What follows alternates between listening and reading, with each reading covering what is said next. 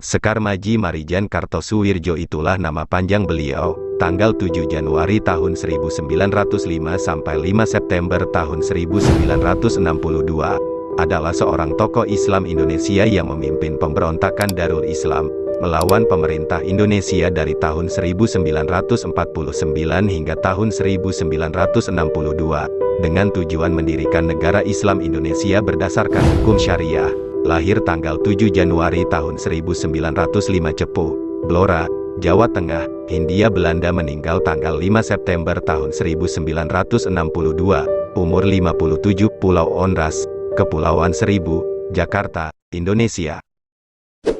Halo Sobat Militer Army, bertaruh nyawa di medan operasi merupakan risiko yang harus dihadapi setiap prajurit Tentara Nasional Indonesia, khususnya di awal-awal berdirinya Republik ini, di mana pemberontakan bersenjata kerap terjadi di berbagai daerah, salah satunya pemberontakan bersenjata Darul Islam atau Tentara Islam Indonesia, DITI, pimpinan Sekar Maji Marijan Kartosuwirjo pada tanggal 7 Agustus tahun 1949 di Garut, Jawa Barat. Gerakan yang memperjuangkan berdirinya negara Islam di Indonesia ini dengan cepat berkembang. Di sejumlah daerah, di antaranya, di atau TII Jawa Tengah pimpinan Amir Fatah, kemudian Kalimantan Selatan pimpinan Ibnu Hajar, muncul juga Sulawesi Selatan pimpinan Kahar Muzakar pada 1952 dan Aceh pimpinan Tengku Muhammad Daud Berweh pada 1953. Pemerintah yang melihat gerakan tersebut bertentangan dengan ideologi Pancasila dan UUD 1945 serta mengancam kedaulatan negara, langsung mengambil sikap tegas dengan menggelar operasi militer berskala besar menumpas pemberontakan bersenjata tersebut. Salah seorang yang terlibat dalam operasi penumpasan tersebut adalah mantan Kepala Staf Angkatan Darat Jenderal TNI, Purn Rudini. Dalam buku biografi berjudul Rudini, Potret Pengabdian Prajurit TNI AD, diceritakan, Letda Rudini yang saat itu menjadi salah satu komandan peleton organik Batalion 518, Trirotium V, Brawijaya mendapat tugas menumpas pemberontakan DITI pimpinan Kahar Muzakar di Sulawesi Selatan. Mendapat tugas operasi tempur pertama ini, anak ketiga dari 10 saudara pasangan Raden Ismangun Puspohandojo dan Raden Aju Kusbandijah, langsung menyambutnya, meski muncul suara sumbang yang meragukan kemampuannya dalam mengatasi pemberontakan. Namun, hal itu tidak menyurutkan nyali lulusan Akademi Militer Kerajaan atau Koninklijk Militair Academy, KMA, di Breda, Belanda ini, untuk menumpas para pemberontak.